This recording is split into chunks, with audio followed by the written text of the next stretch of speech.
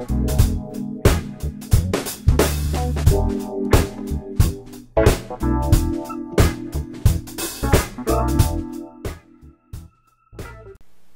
and welcome to my Big Red Couch. Real conversations, real people, real life. Today on my Big Red Couch, I have newlyweds Rory and Janelle Jills. And actually, Rory is my cousin here visiting me for a short period on a pit stop from their honeymoon back on the way to Barbados. Welcome, guys. Thank you. Thank you very much. Thank you, guys.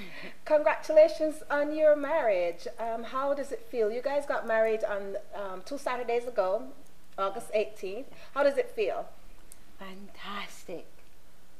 It was made to be. It was made to be. Janelle, when I was talking to you a couple days ago, you were mentioning to me that the process leading up to getting married, one of the most important things was counseling for you guys, and you mentioned that it was really essential for Rory to be comfortable with the pastor that you guys chose. Can you tell me a little bit more about that? Well, I think that counseling is extremely important for anybody who's looking to get married. I know that a lot of people, they kind of ignore it or think that it's not necessary. They've been together oh so long. But marriage is a completely different affair. It's a completely different setup. And you really have to respect that and get ready for it.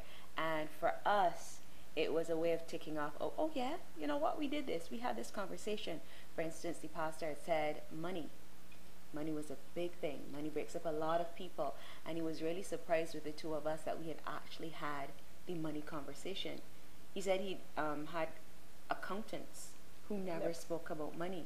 They were happy to keep accounts separate and never talk about it.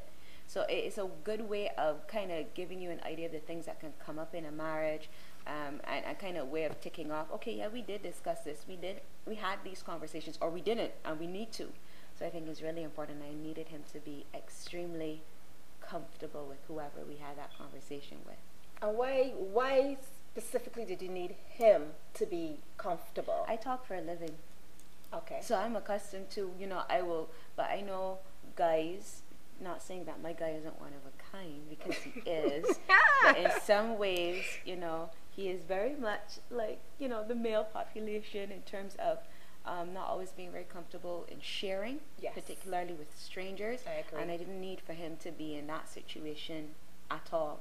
I needed, if we were going into counseling and really sharing, that he would be comfortable as I would be, Awesome. And I really like that because it shows that you are a good wife.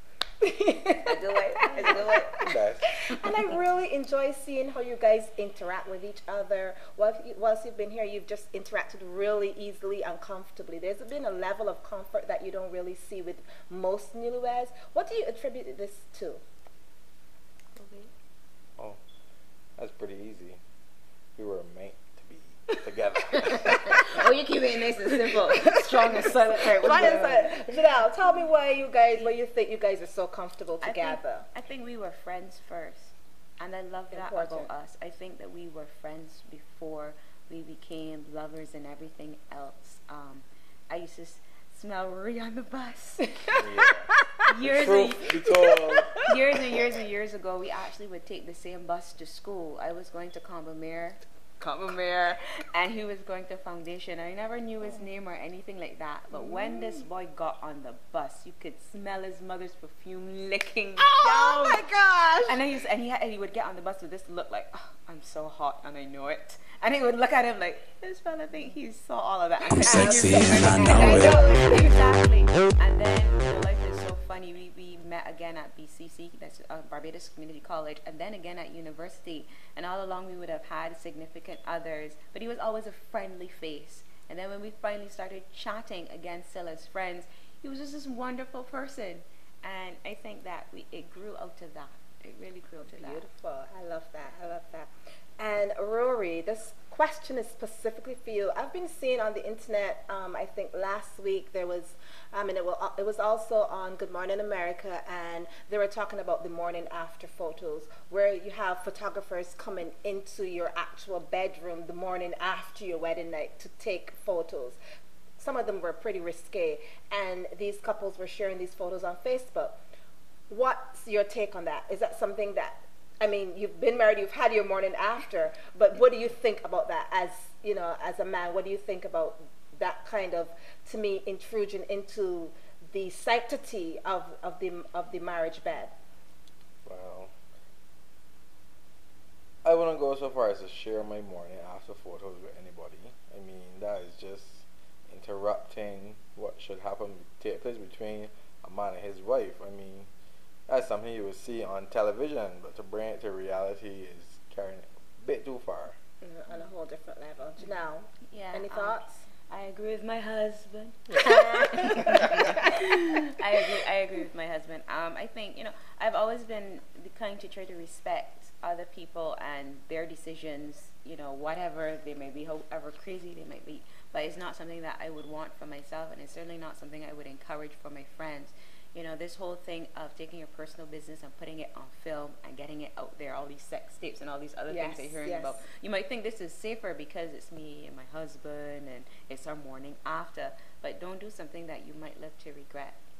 I agree. Don't do something that you might live to regret.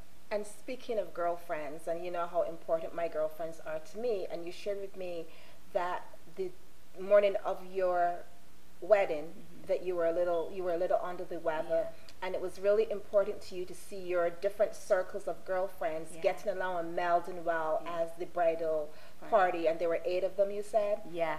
And it was why was this so important for these different circles to come together and really meld really well on your special day? I told them recently, post wedding, I sent them an email, and I kind of broke down why I really wanted each of them there.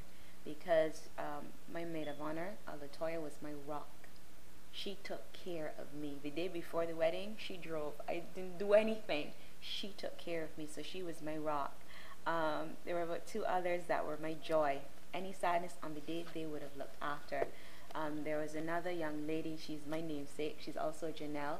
She was like my spiritual person. If I needed some lick down prayer, girl, she would have bring down heaven for me. Oh, nice. You understand? And she did. She prayed with me, with all of us, because I really was not well. And she prayed, and I knew that I needed that. And then there was another young lady, a couple others actually, that were my peace and serenity. One young lady in particular, this young lady just doesn't get ruffled. Gemma doesn't get ruffled easily at all. And I knew I needed that type of calming presence. Even how she speaks to you, I needed that. So all of my girls gave something to me. That's why I keep telling them I owe you guys for life, because they each contributed something to me on that day. And I was so glad that I didn't listen to other people thinking, oh, that's such a big bridal party. Because on my day of days, I needed all of those things. My rock, my joy, you know, my prayer warrior, and my peace, calm, and serenity. Awesome. I needed it all. And I know my sister, your cousin, was part of the bridal party, and that must have been, for her, she kept talking about it leading up to it, and she would keep me, I knew what kind of dress you were going to be wearing and everything. So I'm really glad that it really worked out for you, and that you had your important girlfriends there, and they stepped up and they really supported you, and you know, were there for you on your special day. Kay was a constant reminder of the family I was joining, and the way that she championed the family. And I don't think she ever thought of herself as that, but she did. It was like every time I looked at Kay, it was like, that's gonna be my cousin. That's gonna be my cousin. And it was really great having them there, having her there. Yeah. To both of you, is there any one thing that you can single out that you would have done differently leading up to the wedding or during the actual ceremony? Oh, okay. Well, the only thing I thought we should have done was to get a videographer. Okay. Yeah. Yes. Because thinking about it now, on the day I was like, well, I just got to remember this for the rest of my life. Yes. But you did have a professional photographer, so you're going to have those photos that you can look back on way into the future, and so that is a little bit of solace to you. Yeah, yeah. It is, but if we had a videographer, I could entertain my friends for years and years how to watch this. Maybe this is a blessing in disguise. Maybe it is. Maybe it is. Yeah. And Janelle, is there anything? Certainly I wish I wasn't sick on my day, but like I said, having my girls, that was just a blessing. They really, because I kept saying, I'm gonna thug this out, boy. my family's strong. This Yes. Jokes clan strong. I can figure it out, you know. So they really helped me. I wish I hadn't been, you know, under the weather on my day. But I agree with Rory again in terms of the videographer. And Gemma had said, you know, think about it, get a videographer. But you know, we're trying to really be smart about it and responsible with finances and really look at what we should and shouldn't do. And I think the photographs will stand us in good stead. You know, great memories. But if I had to do it all over again, perhaps we would have pitched somewhere and gone for the videographer. Any words of wisdom, advice for newlyweds or couples about to walk down that long walk down the altar? Was it a long walk? It was. I came and got you. My father had his moment. My father did not want to let me go. He was like, we gonna walk here forever. That was my the slowest gosh. walk. Oh wow. What advice do you have?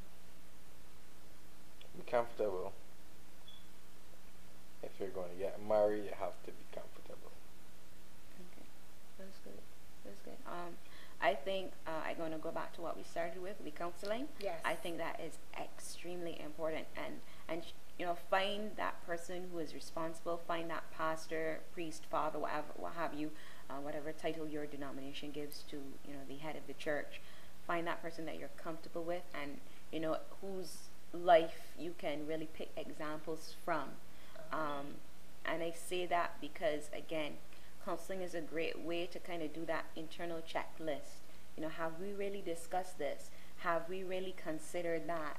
You know, are we really, you know, on the same page here? I think some people run from it because they think, oh, they're the pastor can marry me, and they not. Our pastor was straight up with us.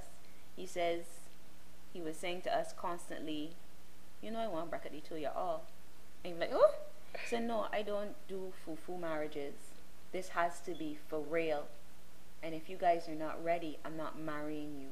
So I'm going to ask y'all some tough questions that put y'all on the spot. Because I don't like the divorce rate. And if I'm meant to be, I reckon it up now. Oh, you nice. know, he would, and some people maybe run from that because Yes. they think that's what it's all about. But you know what? It's so important. And the literature that he gave us to read, you know, I think it will stay with us, you know. So I think counseling is extremely important. You know, it won't answer every single thing, but it's going to get your mind ready for this transition. And it is a transition from boyfriend, girlfriend, fiance into husband, wife. Wonderful. I love the way you put that. I really love the great advice that you're giving to people out there considering marriage, and even those who've just, you know, taken the leap and gotten joined. I really love that. And thank you so much for joining me on my Big Red Couch. Congratulations. I wish you many, many, many years of wedded bliss. Thank you. Yes, of course. Thank you very, very much. You're welcome. We'll be back again next season. That's your cousin. Real conversations, real people, real life.